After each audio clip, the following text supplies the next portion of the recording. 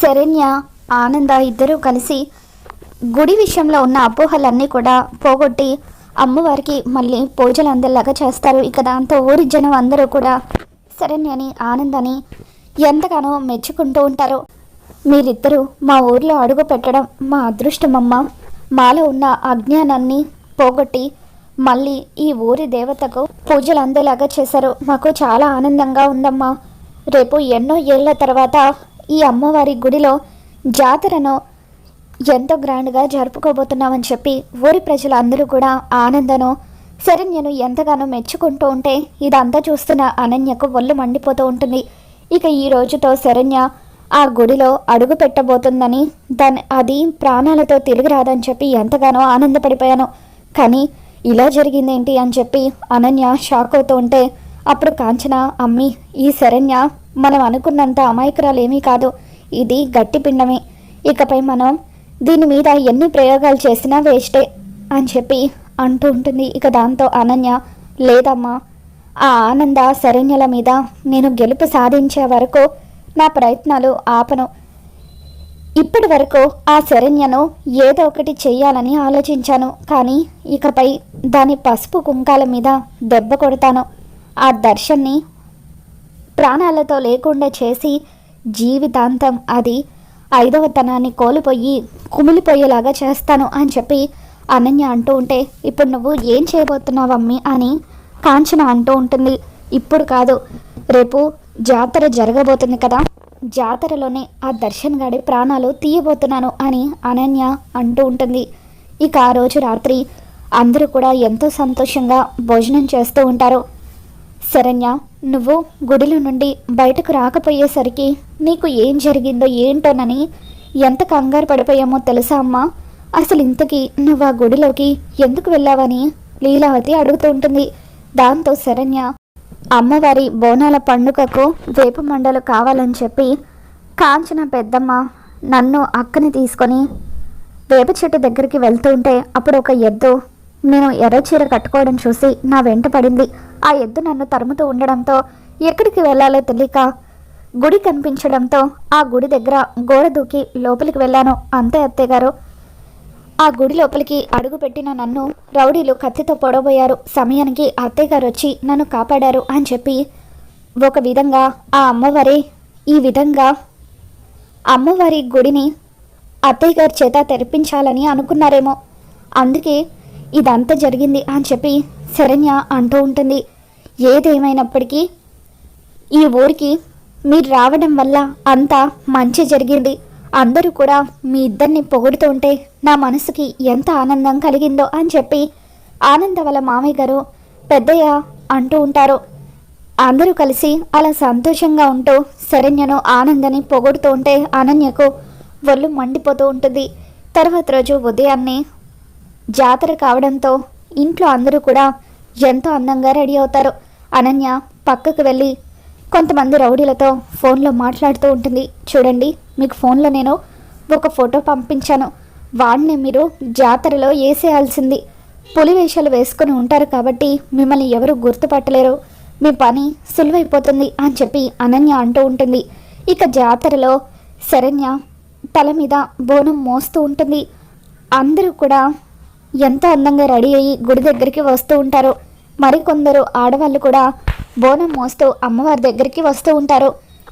పూజారి గారికి బోనాన్ని సమర్పించిన తర్వాత ఆ అమ్మవారికి మీ మొక్కులు చెల్లించుకోండి, మీరు ఏది అడిగినా సరే ఆ అమ్మవారు మీ కోరికను తప్పకుండా తీరుస్తారు అని చెప్పి పంతులు గారు అంటూ ఉంటారు. మరో పక్క దర్శన్ కూడా శరణ్య వాళ్ళతో నడుచుకుంటూ వస్తూ ఉండగా ఒక చిన్న పాప దర్శన్ దగ్గరికి వచ్చి, అంకుల్, అక్కడ మిమ్మల్ని ఎవరు పిలుస్తున్నారు అని అనగానే దర్శన్ ఒక్కడే ఒంటరిగా ఒక చోటికి వస్తాడు. ఇక అక్కడ పులివేషంలో ఉన్న కొంతమంది రౌడీలు దర్శన్ కోసం కాపలా కాస్తూ ఉంటారు. ఎవరు నన్ను రమ్మని పిలిచింది, అసలు ఎవరు మీరంతా అని చెప్పి వాళ్ళంతా ఒకేసారి దర్శన్ని చుట్టుముట్టడంతో దర్శన్ అడుగుతూ ఉంటాడు. ఇక దాంతో వాళ్ళు దర్శన్ మీద దాడి చేయడానికి ప్రయత్నిస్తూ ఉంటే దర్శన్ వాళ్ళందరినీ కూడా చితక్ కొడుతూ ఉంటాడు. ఇక దాంతో ఆ రౌడీలందరూ దర్శన్ని గట్టిగా పట్టుకొని కత్తితో పొడి చేస్తారు. మరోపక్క శరణ్య అమ్మవారికి బోనం సమర్పించిన తర్వాత దండం పెట్టుకుంటూ, తల్లి, నా భర్త ఎప్పుడు కూడా సంతోషంగా ఉండేలాగా చూడు. ఆయన ఎటువంటి ఇబ్బంది పడకూడదు. ఒకవేళ ఏవైనా కష్టాలుంటే ఆ కష్టాలు నాకివ్వు తల్లి అంటూ శరణ్య అమ్మవారిని వేడుకుంటూ ఉండగా ఇక ఇంతలో శరణ్య మెడలో ఉన్న తాళి తెగి అమ్మవారి పాదాల దగ్గర పడిపోతుంది. ఇక దాంతో అది చూసి ఆనంద శరణ్య ఇద్దరు ఒక్కసారిగా షాక్ అవుతూ ఉంటారు. శరణ్య ఏడుస్తూ, అత్తయ్య గారు, ఏంటి అత్తయ్య గారు ఇలా జరిగింది?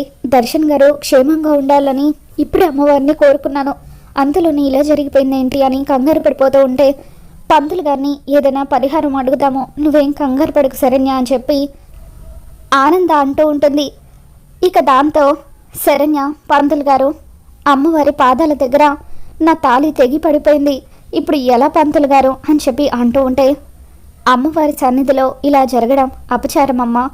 ఏ అమ్మవారి సన్నిధిలో అయితే అలా జరిగిందో ఆ తప్పుని అక్కడే సరిదిద్దుకోవాలి.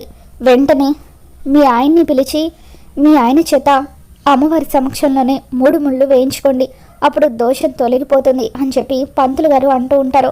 అలాగే పంతులు గారు అని చెప్పి శరణ్య, ఆనంద ఇద్దరు కూడా దర్శన్ కోసం వెతుకుతూ ఉంటారు. ఇక దాంతో దర్శన్ ఒక చోట రక్తపు మడుగులో పడిపోయి ఉంటాడు. ఇక దర్శన్ని చూడగానే శరణ్య ఏవండి అంటూ ఎంతగానో ఏడుస్తూ ఉంటుంది. ఇక దర్శన్ ఉలుకు పలుకు లేకుండా అలా పడిపోయి ఉంటాడు. దాంతో శరణ్య ఎంతగానో ఏడుస్తూ ఏవండి ఏవండి అని చెప్పి ఇక అలా ఎంతగానో బాధపడిపోతూ ఉంటే అప్పుడు అనన్య శరణ్యని చూస్తూ నవ్వుకుంటూ, ఇదే కదా ఇన్ని రోజులుగా నేను కోరుకుంది, నీ మొహంలో ఈ ఏడుపు చూడాలని ఎన్నో రోజులుగా నేను ఎదురు చూస్తున్నాను, ఇన్ని రోజులకు నా కోరిక నెరవేరింది అని చెప్పి అనన్య ఎంతగానో ఆనందపడిపోతూ ఉంటుంది. ఇక అప్పుడు శరణ్య దర్శన్ ఉలుకు పలుకు లేకుండా పడిపోయి ఉండడంతో అమ్మవారిని నిలదీస్తూ, తల్లి ఏంటి తల్లి నాకు ఈ పరీక్ష, ప్రతినిత్యం కూడా నిన్ను కొలుస్తూ నీకు పూజలు అందించాను కదా, అందుకు నువ్వు నాకు ఇస్తున్న ప్రతిఫలం ఇదా అని చెప్పి శరణ్య అమ్మవారిని వేడుకుంటూ, ఎలాగైనా సరే ఆయనను బతికించు తల్లి, ఆయనకి ఏదైనా అయితే నేను బతకలేను, ఆయనకు బదులుగా కావాలంటే నా ప్రాణాలు తీసుకో అని చెప్పి శరణ్య అంటూ ఉంటుంది. ఇక ఇంతలో ఆ ఊర్లో ఉన్న కొంతమంది నాటు వైద్యులు దర్శన్కి నాటు వైద్యం చేస్తూ ఉంటారు. తన నోట్లో పసరు పోస్తూ బతికించే ప్రయత్నం చేస్తూ ఉంటారు. ఇక అప్పుడు శరణ్య, తల్లి ఎలాగైనా సరే ఆయన బతకాలి తల్లి, లేకపోతే నేను ప్రాణాలతో ఉండను, నీ సన్నిధిలోనే నేను కూడా ప్రాణాలు విడుస్తాను అని చెప్పి శరణ్య అంటూ ఉంటే ఇక అప్పుడు పంతులు గారు, అమ్మ తప్పకుండా ఆ అమ్మవారు మీ బాధను వింటారు, మీ వారికి ఏమీ కాదు, అక్కడ నిప్పుల గుండం ఉంది, ఆ నిప్పుల గుండంలో నడిస్తే తప్పకుండా ఆ అమ్మవారు మీ కోరిక నెరవేరుస్తారు అని చెప్పి పంతులు గారు అనడంతో ఇక శరణ్య క్షణం కూడా ఆలోచించకుండా దర్శన్ని బతికించమని ఆ అమ్మవారికి దండం పెట్టుకుంటూ నిప్పుల గుండం మీద నడుస్తుంది. ఇక అలా నిప్పుల గుండం మీద నడిచిన తర్వాత ఇంకా దర్శన్లో ఎటువంటి చలనం లేదని అక్కడున్న నాటు వైద్యులు చెప్పడంతో ఇక అప్పుడు శరణ్య, తల్లి ఇంకా నీకు నా మీద దయ కలగలేదా, సరే ఒకవేళ నేను ప్రాణాలు తీసుకుంటేనే ఆయన బతుకుతారంటే ఆయనకు బదులుగా నా ప్రాణాలు తీసుకో అని చెప్పి శరణ్య త్రిశూలంతో పొడుచుకోబోతూ ఉంటే అప్పుడే ఆనంద శరణ్యకు అడ్డుపడి, అమ్మ శరణ్య ఏంటమ్మా ఇది అంటూ త్రిశూలాన్ని లాగేసుకొని పక్కకు పెట్టేసి, దర్శన్ మీద నీకు ఎంత ప్రేమ ఉందో మాతో పాటు ఆ అమ్మవారు కూడా చూస్తున్నారు, తప్పకుండా ఆ అమ్మవారు నీకు న్యాయం చేస్తారు, దర్శన్ బతుకుతాడమ్మా అని చెప్పి ఆనంద ఏడుస్తూ ఉంటుంది. ఇక అలా నాటు వైద్యులు దర్శన్కి వైద్యం చేస్తూ ఉండగా కొద్దిసేపటికి దర్శన్లో కదలికలు మొదలవుతాయి. ఇక దర్శన్కి ప్రాణాపాయం తప్పింది, అర్జెంటుగా హాస్పిటల్కి తీసుకువెళ్ళాలని చెప్పి నాటు వైద్యులు చెప్పడంతో ఇక అప్పుడు అందరూ కలిసి దర్శన్ని హాస్పిటల్లో అడ్మిట్ చేస్తారు. ట్రీట్మెంట్ జరిగిన తర్వాత దర్శన్ కళ్ళు తెరుస్తాడు. ఇక దాంతో ఆనంద శరణ్య దర్శన్ కోసం ఎంత త్యాగం చేయబోయిందో మొత్తం కూడా దర్శన్కి వివరిస్తూ ఉంటుంది.